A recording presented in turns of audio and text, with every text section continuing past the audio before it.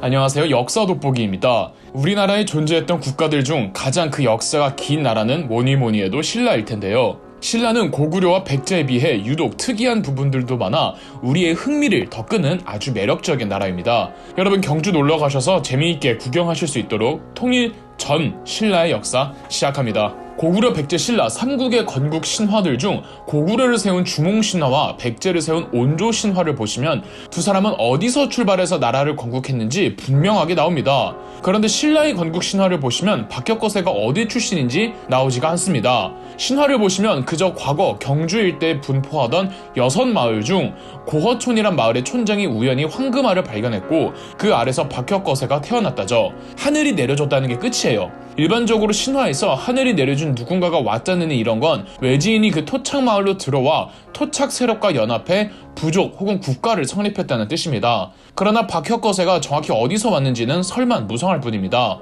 박혁거세의 알을 처음 발견한 고허촌의 촌장이 박혁거세를 키우고 경주 일대의 6마을을 통합해 사로국을 만든 거죠. 신라를 처음 건국한 박혁거세의 호칭은 왕이 아니라 거서관이었습니다. 이 거서관의 간이 바로 유목세계에서 가장 존엄한 존재를 가리키는 단어 칸과 같은 의미라는 해석이 있어서 박혁거세가 중앙아시아 혹은 만주 지역의 유목민족 출신이라고도 하지만 이는 그저 언어적 유사성에 의한 우연에 불과합니다. 세종대왕이 한글 만들 때 몽골 문자를 많이 참고할 정도로 몽골어와 한국어가 같은 어계에 속해 비슷하거든요. 다만 거서관이란 단어에 제사장이란 뜻이 있어 박혁거세가 제사장이었던 것으로 의견이 모입니다. 박혁거세의 뒤를 이은 박혁거세의 아들 남해 차차홍의 왕후 차차홍도 무당을 가리키는 신라 지방의 방언이라고 합니다. 남해 차차홍의 누나인 아로공주도 역시 신관으로 제사를 일부 주관했습니다. 이로 말미암아 사로국은 초창기 재정 일치사회였고 신라의 6촌을 통합한 외지인 박혁거세 일파는 무속집단이었다고 유추해볼 수 있겠죠. 참고로 박혁거세의 본명은 박혁거세보다는 붉은의 발음이 더 가깝습니다. 남해 차차홍 때 울산을 기반으로 하는 대장장인 세력이 석탈해를 중심으로 사로국에 들어와 석탈해는 남해 차차홍의 사위가 됩니다. 아마 석탈해의 울산 세력은 김수로의 금관가야 세력과 철 재련 경쟁을 하다가 밀리자 사로국으로 유입된 것으로 추정하고 있죠. 남해 차차홍은 다음 후계를 석탈해로 지정했으나 석탈해는 남해의 아들 유리에게 양보했고 유리가 3대 이사금이 됩니다. 남해의 유언을 무시하고 탈해가 유리에게 양보할 때 명분이 유리가 탈해보다 이가 많기 때문이었습니다. 고대 사회에서는 이가 많은 게 나이가 많다는 뜻이었나 봅니다. 이가 많다, 나이가 많다는 뜻의 이사금은 우두머리다 라는 뜻을 담고 있었고 이는 임금이란 단어의 어원이 됩니다. 유리 이사금 이후 석탈해가 4대 이사금이자 최초의 석시 이사금이 되었죠. 석탈해 재위 기간엔 김할지라는 사람이 이끄는 외지 세력이 사로국으로 유입되어 강한 영향력을 행사했다고 합니다. 김할지의 세력은 소백산맥 인근의 어느 강력한 부족 세력이었던 것으로 추정됩니다. 신화에서는 김할지의 알이 계림이란 숲에서 발견되었다고 해서 나중에 사로국의 별칭이 계림이었다죠. 김할지의 6대 손이 나중에 13대 이사금이 됩니다. 이렇게 초창기 신라의 역사는 박씨, 석씨, 김씨 3개의 성씨 혈족이 이사금 자리를 두고 교대로 차지했습니다. 아무래도 4대 석탈의 이사금 때에 왕의 사위가 다음 이사금직을 이어받는 게 관례화됐지만 다른 성씨가 이사금직을 승계받는 거에 예민하게 반응할 수밖에 없었습니다. 3개의 세력 또는 부족이 3파전의 구도를 만들고 처음엔 석씨와 김씨가 연합해 박씨를 견제한 듯 보입니다. 8대 이사금 아달라 이사금이 마지막 박씨 이사금이었는데 박씨가 어떻게 됐다는 기록은 없지만 마지막 10년의 재위 기록이 없는 거 봐서 뭔가 수상하죠. 그리고 아달라 이사금 재위 시절 신라에서 일본으로 도망간 연호랑 세우녀 부부 설화가 있는데 이게 석씨와 김씨에게 박해받던 박씨가 일본으로 도망간 게 아니냐는 해석이 있습니다. 단 이후로도 박씨 부족에서 왕비를 간간히 배출한 것으로 봐서 박씨가 완전 박멸된 건 아니었던 듯합니다. 더불어 16대 이사금 흐레 이사금은 마지막 석씨 이사금이었는데요. 박씨와 달리 석씨는 16대 흐레 이사금 이후로 역사서에서 그 흔적도 찾아볼 수 없는 걸로 봐서 석씨 세력은 이때 완전히 박멸된 듯합니다.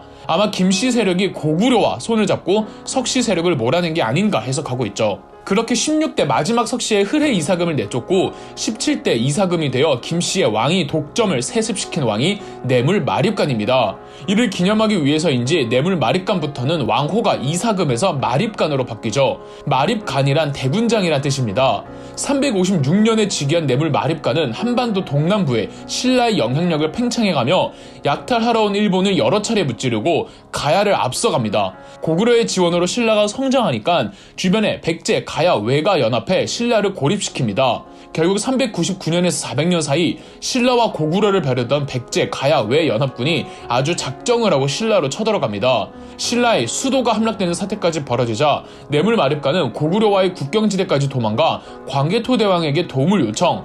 광개토대왕은 400년 5만의 병력을 데리고 남하해 낙동강까지 진출한 백제 가야 외 연합군을 일거에 쓸어버립니다. 고구려의 큰 도움을 받은 신라는 5세기 이후로 완전히 고구려의 속국처럼 변합니다. 물론 고구려를 통해 여러 중국의 신문물을 접하긴 했지만 고구려가 심각할 정도로 내정 간섭에 개입했으니 그다지 건전한 분위기는 아니었죠.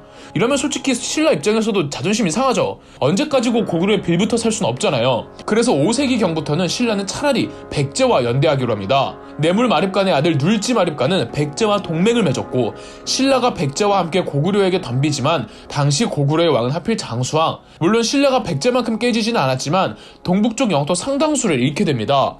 신라가 커지긴 했지만 4, 5세기 신라는 아직 강대국까지는 아니었고 마립간도 왕은 아니었기에 강력한 왕권과 미약한 왕권, 그 경계 지점에 존재했습니다. 그래서 마립간의 무덤들을 크게 조성하고 화려한 부장품들을 가득가득 넣어 체면과 권위를 과시하려고 했습니다. 이러한 맥락 속에서 거대한 무덤들을 만드는데 우리가 경주에서 쉽게 보는 그 대릉원의 무덤들이 다 마립간들의 무덤들입니다. 22대 지직 마립간부터는 더 이상 마립간이 아닌 당당하고 떳떳하게 왕이란 호칭을 공식 선언합니다. 그래서 지직 왕이 신라 최초의 왕이란 왕호를 쓴 왕이었으며 정확하게 서기 500년 즉위했으니까 신라의 6세기를 열었던 왕이었죠. 지직왕은 신라의 아주 기본적인 시스템부터 손을 보는데요. 일단 502년 인신공양과 순장 등의 악습을 폐지합니다. 그 이전까지 신라 사회에서 어느 정도로 순장을 했는지 기록이 잘 없으나 어쨌든 지직왕이 이걸 금지시켰다는 기록을 봐선 이전까지 있었다는 거겠죠. 신라의 인신공양 풍습도 신라 특유의 토착 샤머니즘 신앙을 시사하는데 이 또한 금지시켰다는 건 지직왕의 토착 귀족들의 고유 신앙을 어느 정도 누그러뜨렸다는 게 됩니다. 그리고 마침내 503년 사로국의 공식 명칭이 제정되니 바로 신라입니다. 지직왕은 국호 신라를 선포한 이후로도 시스템 정비 사업을 계속해가며 신라가 제법 선진국으로서의 면모를 갖추어 나가죠. 512년엔 오늘날의 강릉인 하슬라주의 군주 이사부 장군을 울릉도로 보내 우선국을 점령하고 이때 독도까지 신라가 점유합니다. 그 유명한 천마총이 지직왕의 무덤으로 추정하고 있습니다. 지직왕은 제14년을 채우고 514년 그의 아들 버풍왕이 즉위합니다. 버풍왕도 성문화된 법, 율령을 반포하는 등 신라의 시스템을 완벽하게 안치시킵니다. 상대등이란 관직명도 처음 등장하는 게 버풍왕 때입니다. 그리고 527년 마침내 불교를 국가 종교로 공인하죠. 이전까지 불교가 신라에 없었던 건 아닙니다. 이미 민가에선 불교가 떠돌고 있었고 스님들도 신라를 아주 왕래했으나 이걸 국가 통치 이념으로 삼지 않았던 거였죠. 이유는 고구려나 백제와 달리 무속인 집단의 지배층이 되어 건국된 신라는 토착신앙의 힘이 너무나도 강력했습니다. 귀족들은 외래 종교, 불교가 국교화되면 권력의 기반인 토착신앙이 옅어질 것이라고 본인들의 권력도 명분을 잃는다고 생각했죠. 실제 버풍왕은 귀족의 힘을 좀 누르고 왕권을 강화하기 위해 불교를 국교화하려고도 했고요. 버풍왕이 불교를 공인하는 과정에 있어서 이차돈이 결정적인 역할을 합니다. 귀족들의 반대에 이차돈은 버풍왕에게 본인을 죽이라고 제안했고 버풍왕이 이차돈의 목을 베자 그곳에서 하얀 피가 나오자 이를 성스럽게 여긴 귀족들이 불교 공인에 동조했다는 이야기가 전해집니다. 이차돈의 순교 사건의 정확한 내막은 역사서별로 전부 다르나 버풍왕이 이차돈을 사형시켰으며 이는 모두 이차돈과 버풍왕이 꾸민 자작극이었던 건 팩트입니다. 그리고 이차돈의 목에서 하얀 피가 나온 것도 팩트입니다. 어떻게 사람 피에서 하얀 피가 나올 수 있는지는 역사의 미스테리죠. 아마 버풍왕은 불교 공인의 강경파였던 이차돈을 죽이는 대가로 귀족들로부터 불교 공인을 어느 정도 합의받는 정치적인 거래가 아닌가 싶습니다. 더불어 버풍왕은 이사부 장군을 앞세워 금관가야를 압박하다가 532년 금관가야의 마지막 왕으로부터 항복을 받아 금관가야를 병합합니다. 버풍왕 제위기에 빠뜨릴 수 없는 것이 골품제라는 신라만의 독특한 신분제도입니다. 사실 이 골품제의 정확한 정체는 역사적으로 완벽하게 해석되지 않았습니다. 골품제는 골품과 두품으로 이루어져 있습니다. 골품에는 부모가 모두 왕족인 성골과 둘 중 한 명만 왕족인 진골 이렇게 두 개로 있고 두품은 1에서 6두품까지 있는데 숫자가 클수록 높은 신분이고 두품에 따라 본인이 승진할 수 있는 관등이 제한이 되어 있습니다. 즉 내가 아무리 나이가 많고 경험도 많고 똑똑하고 유능해도 내가 골품이 낮으면 높은 곳까지 갈 수가 없는 겁니다. 불합리한 신분 구조죠. 그런데 이 골품 제도가 지배층의 등급을 나누는 제도였는지 아니면 피지배층까지 구분짓는 신분의 개념이었는지 수도에 사는 왕경민들을 대상으로만 한 거였는지 지방민까지 대상으로 하는 건지는 아직 밝혀지지 않았습니다. 성골이라는 개념도 정말 있긴 했냐는 의문점도 숱하게 나오고 있습니다. 확실한 건 버풍왕 때 생겨난 골품 제도는 이전까지 존재해왔던 신라의 신분사회를 제도화한 것이며 버풍왕 때의 골품 제도는 이후로 계속 신라의 역사에 맞추어 변경됩니다. 자, 통일 전 신라 역사 1부는 여기서 마무리하고 진흥왕부터 통일까지 2부에서 계속됩니다. 통일 전 신라의 역사 1부에 이어 2부에서는 신라의 최전성기를 이끈 진흥왕부터 시작합니다. 흔히들 백제의 근초고왕, 고구려의 광개토대왕, 신라의 진흥왕을 일컬어 삼국시대 3대장이라고 하는데 진흥왕이 이룩한 6세기 신라의 국력은 고구려의 입도 떡 벌어지게 할 정도였습니다. 지징왕, 버풍왕의 치세를 이어 신라의 전성기를 만든 진흥왕부터 신라의 통일까지 지금 바로 시작합니다. 540년 버풍왕이 죽고 진흥왕이 24대 왕으로 즉위합니다. 진흥왕이 즉위하자마자 진흥왕 하기 시작했던 건 아닙니다.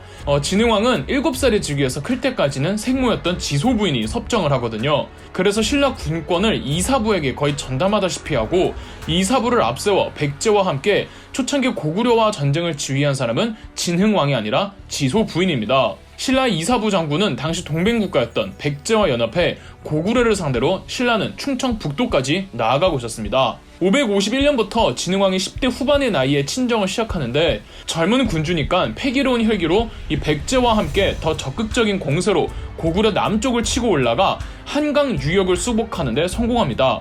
백제는 한강 하류 쪽의 육군을, 신라는 한강 상류 쪽에 10군을 장악하죠. 그런데 어찌된 일인지 얼마 후 백제의 군대가 육군을 포기하고 싹 빠지게 됩니다. 한강 하류의 주인이 비어있는 상태에서 당연히 진흥왕은 하류까지 장악함으로써 한강 전체를 신라의 영토로 점령하게 되죠. 진흥왕은 한강 유역을 신주라는 지명으로 정하고 그곳에 금관가야 마지막 왕의 아들이었던 김무력 장군을 신주 지역의 군주로 임명합니다. 포기하는 건 포기하는 거고 그렇다고 신라가 거기를 차지하자 그건 또 배가 아팠던지 554년 백제의 성왕이 충청도 옥천 방면으로 신라를 공격해옵니다. 초기엔 신라가 밀리는데 진흥왕은 김무력 장군이 이끄는 한강 병력에게 충청북도 관산성으로 지원하러 내려오라는 명령을 내립니다. 백제의 성왕은 신라의 한강 병력이 고구려 눈치 보여 절대 못 내려온다고 생각을 하고 있다가 신라 김무력 장군의 매복에 걸려 관산성에서 백제 성왕은 죽습니다. 신라는 지금의 경기도 화성시인 당항성을 통해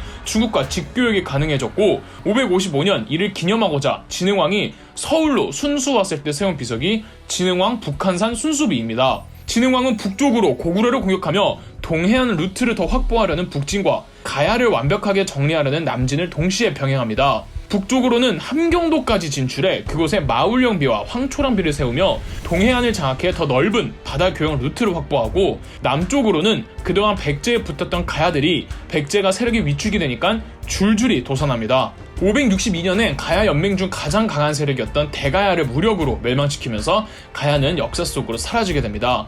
비로소 한반도에는 고구려 백제 신라 3개의 나라만 남게 되죠. 진흥왕은 576년 사망하는데 사망하기 6년 전 회심의 정책 중 하나였던 황룡사를 완공시킵니다. 진흥왕이 정말 한 게 많지만 그중 가장 이후 신라에 영향을 크게 미친 정책은 화랑도를 정부가 직접 관리하는 국가적 차원으로 개편한 일일 겁니다. 물론 이전에도 지방 곳곳에 화랑도라는 전통이 있었습니다. 화랑과 낭도를 합친 용어 화랑도는 신라 청년 제자들이 신분을 막론하고 자기들끼리 공부하고 무예를 연마하고 제사를 지내는 동네별 자발적 집단이었는데 이걸 진흥왕이 국가의 제도로 확장시킨 겁니다. 화랑도는 신라 고유의 샤머니즘 전통의 일환이었다고 보고도 있습니다. 즉 제사를 지내는 게 주 목적이었다는 건데 화랑 제도의 전신이 원화라고 남성이 아닌 여성을 처음에 선출했는데 아마 제사를 주관하던 여사제를 뽑기 위함이었을 겁니다. 이후 남자 화랑을 뽑을 때 여자 같은 용모를 기준으로 삼은 것 또한 여사제 역할을 부여하기 위함이었다는 해석이 존재하죠. 진흥왕의 손자 26대 진평왕도 주목해야 하는 왕입니다. 지징왕에서부터 버풍왕, 진흥왕 때 처음 실시된 것들이 진평왕 때 안정적으로 정착되어 가거든요. 예컨대 버풍왕 때 제도화되었던 골품제는 진평왕 때에 완성되었는데 원래 없던 성골이라는 개념도 아들이 없던 진평왕이 공주들에게 왕위를 물려주기 위해 일부러 만든 것으로 보입니다. 화랑도 또한 기존의 제사 위주의 집단에서 전투 집단으로서 군사적 기능이 더 중요해집니다. 그리고 진평왕 때 화랑도가 다양한 종교 및 사상과 결부되어 더 커지면서도 화려해지기도 하고요. 진평왕에겐 아들이 없었습니다. 즉 성골인 남자가 없었다는 거죠. 진평왕은 스스로 성골만 왕이 될 수 있다는 골품제를 확립시켰기 때문에 성별보다 골품이 더 중요했던 겁니다. 그래서 장녀였던 덕만공주를 여왕으로 즉위시키니 신라의 27대 왕 선덕여왕입니다. 선덕여왕도 여왕으로서 본인이 지지를 받지 못하고 있다는 걸 알았고, 만약 왕의 혜택이 성골이 아닌 진골에게도 기회가 주어지면 왕이 될 후보들이 꽤 있었기 때문에 진골 측에서 선덕여왕을 벼르고 있었습니다. 그걸 알기 때문에 선덕여왕은 더더욱 왕의 체면과 위엄 그리고 권력을 위시하기 위해 의도적으로 대규모 사찰을 건립합니다. 지금은 없지만 진흥왕 때 창건한 황룡사에 황룡사 9층 목탑을 건설한 게 선덕여왕이거든요. 지금까지 남아있었으면 한국에서 가장 높은 탑이었다죠. 첨성대도 그런 맥락이었고요. 천체 원리를 유일무이하게 알고 있는 단 한 사람이 바로 왕이라는 걸 드러내기 위함이었겠죠. 그럼에도 경주 기반의 신라 토착 진골들은 이 토착 귀족들과 함께 선덕여왕을 압박해갔는데, 선덕여왕도 본인을 지지해줄 측근들을 만듭니다. 첫 번째는 가야계 왕족 출신들입니다. 가야계 왕족 출신들은 국왕의 직접적인 비호를 받고 사회적 그리고 정치적 대우도 받았지만 경주 기반의 귀족 소사이어티에는 절대 끼지 못했습니다. 김유신이 그래서 선덕여왕 편이 된 겁니다. 성골 남자가 없던 상황에서 선덕여왕도 결국은 진골에게 왕위를 언젠간 물려줄 수밖에 없다고 생각하고 있었습니다. 그러나 경주 토착 귀족들과 너무 끈끈한 진골들에게 차마 왕권을 내어줄 수 없다고 판단한 선덕여왕은 진골 중에서도 약간 아웃사이더로 밀려나 있던 김춘추를 점찍죠. 마침 김춘추의 처형이 김유신이기도 했고요. 이렇게 선덕여왕, 김유신, 김춘추가 하나의 세력을 형성하는데 642년 그들 정권에 큰 위기가 찾아옵니다. 바로 백제의 의자왕이 대하성을 함락한 일이었는데, 그곳엔 김춘추의 사위와 딸이 있었고 두 사람이 백제와의 전쟁에서 죽게 되었단 말이죠. 사위와 딸을 잃은 슬픔에 김춘추가 엄청나게 괴로워했지만 더 심각한 문제가 있었습니다. 대하성은 오늘날의 경남 합천인데 낙동강 유역을 통해 신라로 곧장 진격할 수 있는 상당히 중요한 곳이었습니다. 여기에 김춘추의 사위와 딸이 지키고 있었다는 건 김춘추의 세력지였다는 건데, 여기를 잃게 되니 김춘추는 안 그래도 그를 벼르고 있던 경주 토착 진골들에게 어마어마한 질타를 받게 됩니다. 선덕여왕은 차기 후계로 김춘추를 염두에 두고 있었기 때문에 대하성을 잃은 김춘추의 실책은 그의 정치 생활을 송두리째 흔들어 버렸습니다. 그래서 김춘추는 본인의 실책을 만회하고자 동맹국을 찾으러 고구려와 일본에 갔다가 모두 까입니다. 최종적으로 가장 마지막에 간 곳이 당나라였고, 김춘추가 맺은 나당 동맹은 양국 정보도 모르는 사람들이 많을 정도로 초극비리였습니다. 더불어 김춘추가 일본에 가 있을 땐 이 상대등 비담이 이끄는 경주 토착 진골과 귀족들이 선덕여왕을 끌어내려고 반란을 일으켰다가 김유신에게 진압당합니다. 왕위를 노렸던 비담이 제거되면서 김춘추의 후계가 확실시되었고, 진덕여왕을 거쳐 654년 진덕여왕이 죽자 김유신의 강력한 비호하에 김춘추가 신라의 29대 왕 태종무여왕으로 즉위합니다. 김춘추가 태종무여왕이 되자마자 백제 멸망전을 진행했다고 알려져 있지만 태종무여왕 재위 초반기에는 백제 의자왕의 맹공에 맥을 못 추렸습니다. 동맹국인 당나라가 도와줘야겠지만 당시 당나라도 돌궐족과 싸우느라 누굴 도와줄 지경이 아니었습니다. 그러다가 659년 당나라가 돌궐족 반란을 완벽하게 진압했고, 바로 김춘추와의 밀약대로 백제 멸망전을 위해 전쟁에 돌입합니다. 말 그대로 밀약이었기 때문에 백제는 나당 동맹 여부를 전혀 모르고 있었고, 660년 6월 지금의 경기도 이천에서 당나라군과 신라군이 첫 상견례를 합니다. 경기도 이천에서 만났다는 건 누가 봐도 고구려로 침공할 루트였습니다. 백제를 공격할 거라고는 생각도 못했죠. 소정방이 이끄는 13만 당나라 수군은 백마강을 통해 백제 수도 사비성으로, 김유신이 이끄는 5만의 신라 육군은 탄현을 지나 지금의 논산인 황산벌에서 개백의 백제 결사대와 싸워 승리한 후 사비성으로 향했고, 660년 백제는 멸망합니다. 의자왕의 항복 후 백제 유민들이 부흥운동을 전개하는데 태종무여왕은 직접 진압전쟁에 참전하다가 661년 6월 사망하고, 김춘추의 아들이자 김유신의 조카였던 문무왕이 30대 왕으로 즉위합니다. 백제 부흥운동이 실패로 돌아가고 당나라 정부는 강제적으로 웅진도독부의 부여용 도독과 신라의 문무왕이 추리산에서 회맹을 가지게 해 이제 양영한권에 대해 군사적 개입을 하지 않기로 합니다. 원래 나당 미략에 따르면 백제 영토는 신라의 귀속이 되어야 하는데 당나라는 백제 땅에 웅진도독부를 설치하고 신라는 웅진도독부 영향권에 개입하지 말라는 건 백제 땅을 당나라가 꿀꺽하겠다는 의사표출이었죠. 그리고 668년에는 당나라 육군과 신라 김유신의 보급부대가 연합하여 고구려까지 멸망시켰죠. 엄밀히 말해서 고구려는 내분과 당나라에게 멸망당했지 신라가 고구려를 통일한 모양새는 아니죠. 그렇지만 그랬기 때문에 신라 정부는 고구려 부흥운동군과 그다지 어렵지 않게 힘을 합해서 한반도 내 당나라의 영향력을 쫓아내기 위한 나당 전쟁에 돌입할 수가 있었습니다. 나당 전쟁 초반에 신라가 밀리더니 675년 매소송 전투에서 신라 군대가 당나라 육군을 초토화시키고 676년 신라의 시륵 장군이 수군을 이끌고 기벌포에서 23번의 전투에서 22번이나 이기며 당나라 수군의 상륙작전을 좌절시킵니다. 기벌포해전에서 결정적인 패전을 하자 가뜩이나 한반도 장악에 회의적인 생각을 품고 있던 측천무후는 한반도에 주둔하고 있던 당나라의 전 병력을 후퇴시킵니다. 평양성에 설치된 안동도호부 역시 요동근역으로 옮기죠. 이로써 대동강 이남에 이르는 한반도 역사상 첫 통일왕조가 들어서게 되었던 겁니다. 나당전쟁에 관한 더 자세한 내막은 역사 돋보기 나당전쟁편을 참고해주세요. 우리나라의 국가들 중 가장 오랫동안 이어졌던 국가는 신라로 무려 1000년이나 이어졌죠. 고구려 백제 신라 싸움에서 결과적으로 신라가 승리했기 때문인데요. 삼국 통일전쟁과 나당전쟁의 결과 신라는 대동강에서 원산만에 이르는 통일 영토를 수립하게 됩니다. 통일 전 신라에 이은 통일신라 1000년 10분 총정리 들어갑니다. 통일을 완성한 건 신라의 30대 왕 문무왕이지만 통일신라의 시작은 삼국 통일전쟁을 시작했던 태종무열왕 김춘추부터 시작해야 합니다.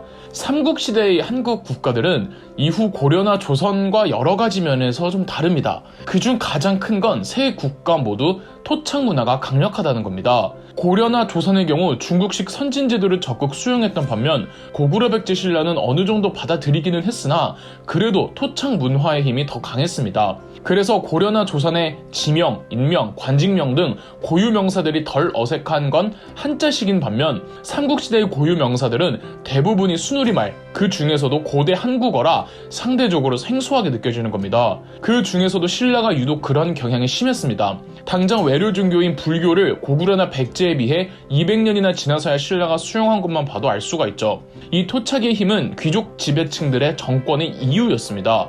한마디로 기득권을 유지해주는 이데올로기였는데 그만큼 불균이 유교니 하는 것들이 들어오면 곤란할 거 아니에요. 반면 국왕 입장에서는 귀족들의 제멋대로를 누르고 중앙 집권화를 도모하기 위해서는 이 토착 문화의 힘을 좀 눌러줘야 귀족들의 힘을 약화시킬 수가 있었습니다. 그래서 김춘추는 왕으로 즉위하기 이전부터 중국식 유교 이데올로기를 적극 받아들여 귀족들의 힘을 누르고 강력한 국가 조직력과 통치 시스템을 완성하고 싶어 했습니다. 이런 이유 때문에 김춘추가 신라 진골 귀족들 사이에서 아웃사이더였고 다들 김춘추의 왕위 즉위를 반대했던 겁니다.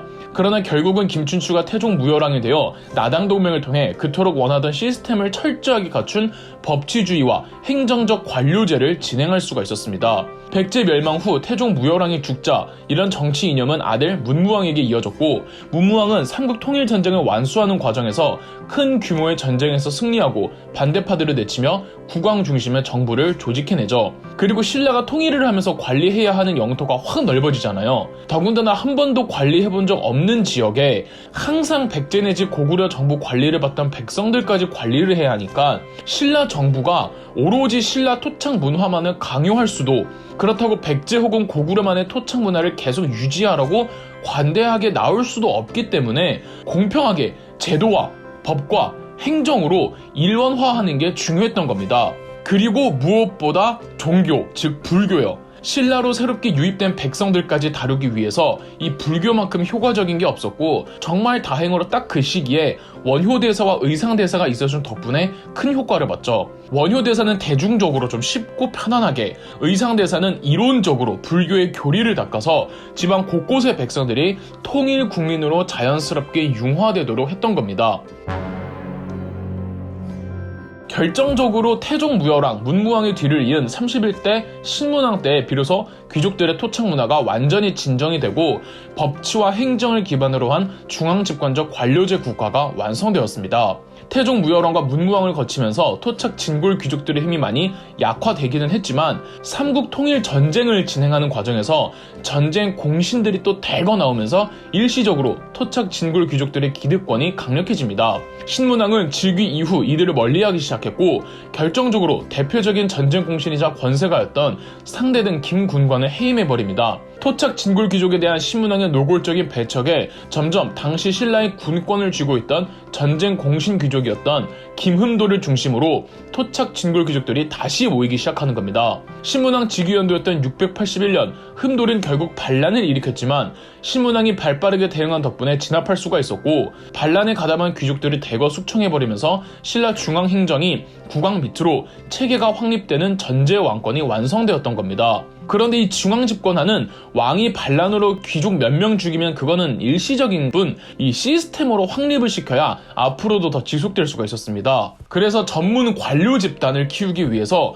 국비대학교인 국학을 만들어 육두품들을 교육해 중용했고 교수진이 설총, 강수 등이었다고 하니까 수준이 어마어마한 거죠. 거기에 14부 중앙부처 체계화, 구주 오서경 지방행정구역 완비, 공무원 월급 체계 정리, 심지어 전국적 군대 조직도 개편하는 데 성공한 덕분에 통일신라가 통일이 된 직후에도 사회가 어지럽지 않을 수가 있었죠. 신문왕은 신라의 토착 귀족들 힘 억제하려고 대구로 수도로 옮길 계획까지도 했을 정도였습니다. 물론 하지는 않지만요. 더불어 새롭게 만든 수도 방해군 구서당은 백제와 고구려 유민들, 심지어 말갈족까지 받아주면서 아주 도발적이고 위험하지만 이렇게 확실한 민족 통합 정책을 도모해준 덕분에 더 이상 심각한 수준의 독립운동이나 부흥운동이 없었던 거죠. 신문왕의 둘째 아들 성덕왕 때에는 오늘날의 국무총리에 해당하는 당시 신라 토착 귀족들을 대표하던 자리였던 상대 등의 권한이 대폭 축소되고 대신 집사부라는 행정부처, 오늘날로 따지면 대통령 비서실 정도에 해당하는데 이 비서실장이었던 시중이라는 관직의 권한과 지위가 상대 등을 넘을 정도로 막강해집니다. 그 정도로 왕권이 굉장히 강력했다는 거죠. 더불어 성덕왕 때 토지 조사를 확실히 해서 세금 누락되는 건 없는지, 귀족들이 백성들 땅 뺏어서 불법 탈세하는 건 아닌지를 조사해서 세수 확보에도 열을 올리니까 국가 재정도 탄탄해집니다. 성덕왕은 718년과 720년에 일본을 침공한 흔적도 있습니다. 근데 또 이 당나라 지시로 김유신의 손자를 시켜서 발해의 국경을 공격했다가 져서 돌아옵니다. 사실 신라도 이때 발해랑 진심으로 싸울 생각 없었고 그냥 당나라와 국교 회복하려고 이 당나라가 해달라는 거 해주자는 생각이긴 했지만요. 그리고 옛날 무덤들 가보면 왜 봉분 앞에 문신석 무신석이 있잖아요. 그게 성덕왕릉이 처음이었다는 설도 있답니다. 통일신라 황금기 최고 피크가 35대 왕 경덕왕, 이 8세기 중후반 때입니다. 사회나 국가가 발전하면 보통 가장 마지막에 꽃 피우는 분야가 문화예술 파트입니다. 태종 무열왕, 문무왕, 신문왕, 성덕왕을 거치면서 신라는 정치적으로, 경제적으로, 사회적으로도 안정을 되찾다가 경덕왕 때 문화적인 황금기를 구가합니다. 우리가 익히 알고 있는 통일신라의 우수한 예술품은 전부 경덕왕 때에 조성되었는데 불국사, 석굴암, 성덕대왕 신종 전부 이 경덕왕 치세에 만들어졌죠. 이런 게 전부 경덕왕 때에 만들어졌다는 건 당시 신라의 미적 능력, 조형 능력이 정점을 찍고 있었다는 겁니다. 그래서 문화사에서는 경덕왕 시기를 고전주의라고 칭하며 신라의 아름다움이 만들어졌다고 평가하죠. 8세기 신라의 아름다움이라 함은 불상의 경우 석굴암처럼 당당하고 풍만한 몸의 무표정 불상, 탑의 경우 3층 양식. 그래서 여러분들 어디 가셔서 3층 석탑 보시면은 일단 통일신라 시대 양식이네 라고 하면 90%는 정답입니다. 솔거가 소나무 그림을 그렸을 때 참새가 진짜 나무인 줄 알고 날아오다가 머리를 박았다는 일도 경덕왕 때로 추정되며 우리가 국어 시간에 그토록 많이 배운 향가들도 대부분의 작품들이 경덕왕 때에 집중되어 있습니다. 신라가 8세기 중후반 고전주의 아름다움을 형성할 수 있었던 것은 이 신라의 내적인 능력도 있었지만 당시 국제적으로도 아시아 각국들이 서로 교류하며 평화를 유지하던 시대였습니다. 그 중심에는 당나라가 있었는데 신라와 발해를 포함해 세계 각지에서 유학생들 승려들이 다 당나라로 유학을 와서 서로의 문화들을 나누며 서로 영감을 주고받았다죠. 또 신라의 울산항에는 중동의 아랍 상인들도 많이 왔었던걸요. 하지만 아쉽게도 통일신라의 이런 전성기는 경덕왕의 마지막이었습니다. 경덕왕의 뒤를 이어 즉위한 경덕왕의 아들 36대 해공왕은 경덕왕이 너무 늦은 나이에 낳은 아들이라 경덕왕 사후 해공왕이 왕이 됐을 때는 겨우 8살이었습니다. 768년에는 96각간의 난이라고 96명의 지방귀족들이 대거 반란을 일으킨 적이 있으며 770년엔 김융의 난, 775년 김은거의 난, 780년 김지정의 난 등 귀족들의 반란이 연이어 일어났습니다. 왕이 어려 제대로 된 통치권을 발휘하지 못하니까 이렇게 귀족들이 지들 멋대로 반란을 일으키는 거죠. 결정적으로 780년 김지정의 난 당시에 이 상대등이었던 김양성과 그의 정치적 파트너이자 친척이었던 김경신이 함께 김지정을 진압하지만 이 과정에서 해공왕이 피살당합니다. 김경신이 반란을 진압했을 때 이미 반란의 쑥이었던 김지정이 해공왕과 그 일가를 살해한 이후였다는 말도 있고, 김지정을 진압한 김양상이 그대로 가 해공왕과 그 가족을 살해한 이후 본인이 왕이 되었다는 말도 있고, 김양상은 얼굴 마담이었고 같이 반란을 진압한 이놈의 김경신이 큰 그림을 그렸다는 기록도 있습니다. 여하튼 이 결과만 놓고 보면은 반란을 진압한 상대는 김양상이 37대 왕 선덕왕으로 즉위하면서 태종 무열한 김춘추 이래 계속 계승되었던 김춘추 직계는 종결이 되어버렸고, 이후 통일신라는 완전히 새로운 하지만 썩 긍정적이지 않은 시대로 접어들게 된답니다. 그 암흑기와 쇠퇴기 그리고 천년신라의 멸망까지는 2부에서 계속하겠습니다. 지난번 통일신라 천년 총정리 1부에 이은 2부입니다. 1부에서는 통일 이후 약 100년간 통일신라가 한반도를 문화적으로 그리고 시스템적으로 통일해가면서 김춘추의 직계 후손 왕들이 중앙 집권화 국가를 완성하는 안정기를 다루었죠. 그러나 36대 왕 해공왕이 피살되고 상대등이었던 김양상이 선덕왕으로 즉위하면서 김춘추의 직계 후손들은 대가 끊겼고, 이후 통일신라는 쇠퇴기를 맞이하는데요. 그래서 통일신라도 시대 구분을 할 때 해공왕과 선덕왕을 기점으로 그 이전을 중대, 그 이후를 하대라고 합니다. 삼국사기를 저술한 김부식이 이렇게 나눠놓은 겁니다. 그러면 상대는 어디 있냐고요? 상대는 통일 전 신라를 일컫지만 굳이 상대라고 따로 부르지는 않는답니다. 1부가 중대를 다뤘다면 2부에서는 하대를 다룰 텐데요. 중대는 다시 말씀드리지만 김춘추의 직계 후손들이 왕위를 이었습니다. 하대부터는 왕족은 맞는데 그 조상 중에 왕을 찾으려면 진짜 저 멀리 몇백 년 전까지 거슬러 올라가야만 했습니다. 그러니까 굳이 따지자면 왕족은 맞지만 엄밀히 로얄 패밀리라고 부를 수는 없다는 거죠. 지금도 전주씨라고 해서 전부 조선왕족 후손의 로얄 패밀리라고 하지는 않잖아요. 선덕왕이 된 김양상이 그랬는데 그나마 김양상은 나은 게 아빠 쪽은 그런 귀족 계열이었고 엄마 쪽은 김춘추 직계 후손이었습니다. 신라는 사위가 왕이 됐던 선례가 있어서 김양상의 왕위 등극도 딱히 큰 문제가 되진 않았는데, 문제는 선덕왕 김양상의 후계를 이을 다음 왕이었습니다. 왕위 서열에 있던 사람으로는 김주원과 김경신이 있었는데, 김주원이 김춘추의 직계였고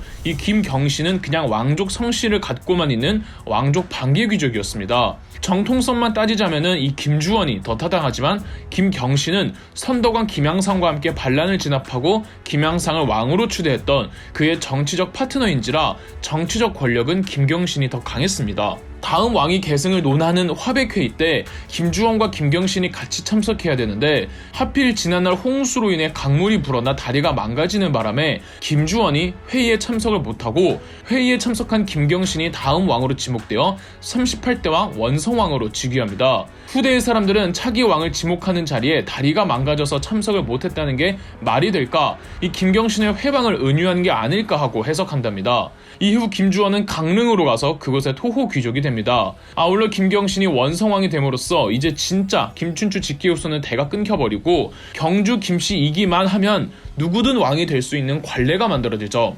왕이 될 후보의 폭이 넓어지면 욕심내는 사람들이 많아지고 그러면 당연히 각종 반란과 암투가 성행할 수밖에 없겠죠. 아닌 게 아니라 155년의 하대 신라 시기 신라 멸망 때까지 20명의 왕들 중 4명이 살해당했고 총 17번의 귀족 쿠데타가 있었습니다.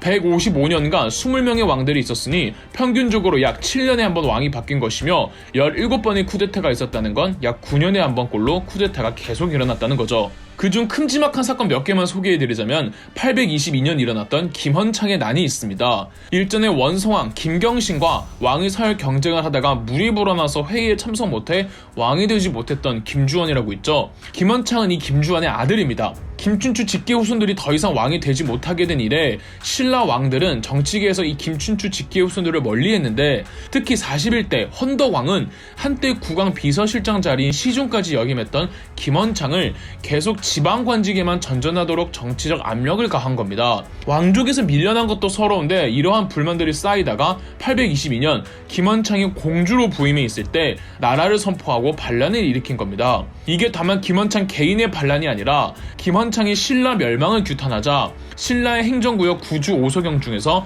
무려 5개의 주와 3개의 소경이 반란에 가담할 정도로 큰 규모였습니다. 이것만 봐도 신라의 중앙정부의 지방 통제력이 예전만 못하다는 걸 알 수가 있겠죠. 하지만 김헌창의 반란군은 단결력이나 조직력이 부족했고 충북 보은의 3년 산성에서 대패를 한 이후 공주성에서 존버를 하다가 승산이 없다고 판단한 김헌창은 스스로 목숨을 끊으며 김헌창의 난은 겨우 진압됩니다. 41대 헌덕왕 때는 또 다른 중요한 일이 있었는데요. 중국 당나라에서 무려 37년간 유학한 승려 도의선사가 귀국하여 신라의 불교 선종을 설파하기 시작합니다. 불교에는 크게 교종과 선종 두 분파가 있는데, 그동안 불교를 통치 이데올로기로 삼던 신라 정부는 당연하게도 귀족 중심의 엘리트주의가 다분한 교종을 밀고 있었는데, 도의선사는 대중적이고 신앙과 믿음 그 자체에만 집중하는 선종을 설파하고 다녔던 겁니다. 당연히 신라 귀족들에게 배척당했지만 도의선사의 선종은 대중적이고 비정치적인 요소 때문에 지방 곳곳의 백성들 사이에 퍼져서 추후 신라 중앙정부의 통치 이데올로기 불교가 약해지고 지방별 특색 있는 불교 선종 분위기를 자극하게 됩니다. 이는 지방 호족과 지방 분권의 영향력이 커지는데 더 일조하게 되죠. 구산선문이라고 더 유명하잖아요. 또 하나 큰 사건은 장보고이죠. 9세기 아시아 전체 해상무역을 담당했던 존재로 중국의 어느 문객은 장보고더러 혼자서 신라를 먹여 살릴 수 있을 정도라고 말했을 정도로 장보고의 재산은 어마어마했습니다. 전부 해상무역을 관장한 덕에 가능했는데, 장보고 역시 당나라에서 해상무역에 종사하던 중 신라로 귀국해 이 해적을 소탕하고 신라인 포로들을 구출한다는 명목으로 42대 왕 흥덕왕으로부터 군대를 받은 뒤 전남 완도에 청해진을 설치해 그곳을 거점으로 신라, 일본, 당나라 사이에 모든 해상무역을 관장했습니다. 장보고 등장 이전까지는 국적 불문의 해적들로 인해 3개의 나라가 모두 골머리를 앓고 있었는데, 이 장보고는 해상 치안을 담당해주고 자유로운 해상무역을 보장해주는 대가로 당대 바다를 누비는 거의 모든 상단으로부터 일정한 수수료를 받고 있었죠. 단 장보고는 신라 정부의 왕권 다툼에 개입하면서 몰락해버리는데요. 신라 경주에서 왕권 다툼을 하던 중 패배해서 도망친 김우징이 장보고에게 귀의하면서 군대를 빌려달라고 호소한 겁니다. 장보고는 만약 김우징이 왕이 되면 자기 딸을 왕비로 맞이해줄 것을 전제로 군대를 빌려주어 김우징은 그대로 신라 경주로 들어가 반란에 성공하고 본인이 왕이 됩니다. 그런데 김우징은 장보고의 딸을 왕비로 맞이하겠다는 약속을 지키지 못한 채 죽어버린 겁니다. 장보고는 김우징의 뒤를 이은 김우징의 아들 문성왕에게 약속을 강요했으나 문성왕은 그것은 아버지의 약속이지 내 약속이 아니라며 거절을 합니다. 분노한 장보고는 직접 반란을 준비하다가 문성왕이 보낸 염장이 장보고를 암살해버립니다. 몇 년 후 문성왕은 청해진도 해체시켜버리고요. 시간이 지나며 신라 중앙정부의 통제력은 점점 약해지고 지방 분권적 경향이 점점 더 심해집니다. 49대 헌가왕 때는 도선선사가 풍수지리학을 퍼뜨리면서 경주의 운명에 다했다는 사상을 설파하고 다녔고, 풍수지리는 더 퍼져서 각 지방별로 그 지방의 호족들이 풍수지리를 내세우며 본인들 지역의 우수함을 내세웠고, 여기에 백성들 사이에 만연해 있던 불교 종교 선종 승려들이 종교적으로 호족들을 지지하고 나서니 백성들과 지방의 유지들은 이제 지방 호족들을 중심으로 뭉치기 시작했죠. 유홍준 교수님은 중대에서 하대로의 변화에 대해 경주에서 지방으로, 중앙 귀족 문화에서 지방 호족 문화로의 이행이라고 표현하기도 했습니다. 여기에 신라 골품제의 폐쇄적인 신분제도에 불만을 품은 주로 육두품 출신의 유학자들까지 본인이 출세할 수 없는 신라 정부를 등지고 오히려 지방 호족들과 함께 새로운 세상을 도모하는 쪽을 택하게 됩니다. 그나마 최치원은 신라를 개혁하려다가 귀족들 텃세와 너무나도 약해져 버린 왕권으로 인해 좌절되자 이 지방 호족이 붙는 쪽보다는 그래도 신라 정부에 향한 충성심 때문인지 아예 속세와 연 자체를 끊어버리고 은거해버립니다. 그 모든 정치적 폐해의 진물이 터져나온 시점이 51대 진성 여왕 치세기로 일반적으로 알려져 있습니다. 진성 여왕이 아주 문란한 여왕이었다고 하며 정치에 아예 관심을 두지 않았다죠. 하지만 최근 해석에는 물론 진성 여왕이 유능한 군주는 아니었지만 귀족들의 힘이 지나치게 강해서 이미 시스템은 돌아가지 않은 상황에서 약해진 왕권으로 뭘 할 수 있는 게 없었습니다. 최치원이 개혁 내용안을 올린 시무 10조도 진성 여왕은 추진하려고 했으나 귀족들 반발에 부딪혔던 겁니다. 진성 여왕은 반대로 최치원을 적극 밀어주었죠. 하지만 진성 여왕이 총애한 박씨 귀족들이 갑자기 비선실세로 떠올랐다는 이 정치적 실수가 있었다는 건 인정할 수밖에 없고요. 사회적으로도 해안가 곳곳에서는 다시금 해적들이 창궐하고 889년에는 원종 애노의 난이라는 농민 반란까지 일어나는 등 한반도는 카오스 그 자체였습니다. 진성 여왕 이후 호족들의 힘은 더더욱 강력해지다가 900년 견훤이 후백제를, 901년 궁예가 후고구려를 건국하면서 한반도는 다시 새토막 나버립니다. 이제 경주 김씨들이 더 이상 왕족으로서 권위와 능력을 보여주지 못하자 한때 실세였던 박예겸의 아들이 53대 신덕왕으로 즉위하였습니다. 8대 아달라 이사금 이래 몇백 년 만에 배출된 박씨 임금이었죠. 53대에서 55대까지 3명의 왕들은 전부 박씨였는데 왕족 가문이 바뀌어도 상황이 나아지는 건 없었습니다. 이 박씨가 이끄는 신라는 그래도 궁예를 내몰고 왕이 된 왕건의 고려와 외교를 하면서 견훤의 후백제를 막으려고는 했지만 후백제와 신라 국경 사이의 성들이 하나둘 무너지고 신라 정부에 충성하던 지방 호족들도 대거 견훤이나 왕건에게 붙게 됩니다. 55대 경혜왕은 나름 견훤과의 싸움을 준비하지만 견훤의 그 누구도 예상치 못한 위험천만한 기습으로 서라벌의 기습 잠입했고 견훤은 경혜왕을 죽여버리곤 다시 김씨 왕족들 중 한 명을 왕으로 세우니 신라의 마지막 왕 56대 왕 경순왕이었습니다. 견훤은 고려의 왕건과 치고받고를 거듭하다가 후백제에서 왕위 계승 내분이 일어나 견훤이 왕건에게 망명을 갑니다. 한때 적이었던 견훤에게조차 환대해주는 왕건을 보고 신라의 경순왕은 신라 의결기구였던 화백회의에 신라 정부를 왕건에게 넘기는 안건을 통보합니다. 원래 신라의 화백회의는 참석 귀족들의 만장일치로 결정이 됩니다. 이게 1000년 동안 단 한 번의 예외 없이 지켜지다가 마지막 회의 때 신라 정부를 포기한다는 안건에 대해서만 다수결 원칙에 따라 통과되어 신라는 935년 공식적으로 멸망합니다. 왕건은 만국의 궁왕과 왕족들에 대한 예우를 끝까지 책임져주고 경주에서 안전하게 살 수 있도록 최대한의 배려를 해주었죠. 이렇게 1000년이나 지탱해온 신라는 한국 역사의 한 줄기에 흡수되었던 겁니다. 그럼 역사 돋보기였습니다. 영상 재미있으셨다면 구독과 좋아요, 알림 설정까지 해주시면 감사드리겠습니다.